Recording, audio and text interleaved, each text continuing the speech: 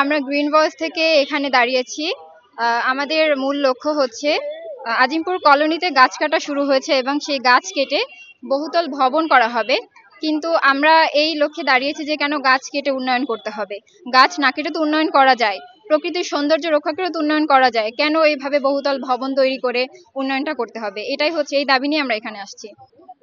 Green voice ২০০৫ সাল থেকে পরিবেশ এবং বৃক্ষ নিধন এই ধরনের আন্দোলন করে আসছে। বৃক্ষ নিধন কেন করা হয় নির্বিচারে, এটা নিয়ে আমরা সেই ২০০৫ সাল থেকেই আন্দোলন করে আসছি এবং আমরা বিভিন্ন জায়গায় এটা নিয়ে অনেক কর্মসূচি পালন করে আসছি।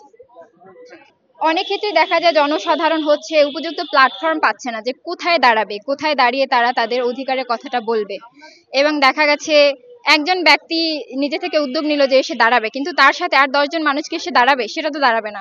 সেজন্য দেখা যায় আমরা গ্রিন ভয়েস একটা সংগঠন থেকে এখানে আহ, ওই এলাকার মানুষের কথাগুলো তুলে ধরার জন্য এখানে এসেছি। এবং আমরা আশা করি যে আমাদের এই সমবেত হওয়া দেখে তারাও হচ্ছে তাদের অধিকারের কথাটা জানাবে, প্রকাশ করবে।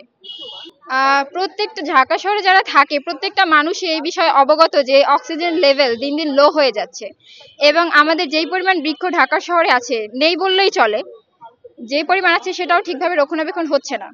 এবং এই যে সামনে নির্বাচন হবে, এক একজন মানে কোনো ইশতেহারে এটা দেখতে পাইনি যে এত এত গাছ লাগাবে, পরিবেশ রক্ষা করবে, প্রাণ প্রকৃতি ধ্বংস করে কোনো উন্নয়ন করা যাবে না, এরকম কোনো ইশতেহারে দেখতে পাইনি। কিন্তু আমাদের দাবি হচ্ছে প্রত্যেকটা প্রার্থীর ইশতেহারে যেন এটা উল্লেখ করা থাকে যে প্রচুর পরিমাণে গাছ লাগানো এবং সেটা প্রাণ প্রকৃতি রক্ষার জন্য, এবং সেটা যেন যথেষ্ট রক্ষণাবেক্ষণ করা হয়, এটা আমরা চাই।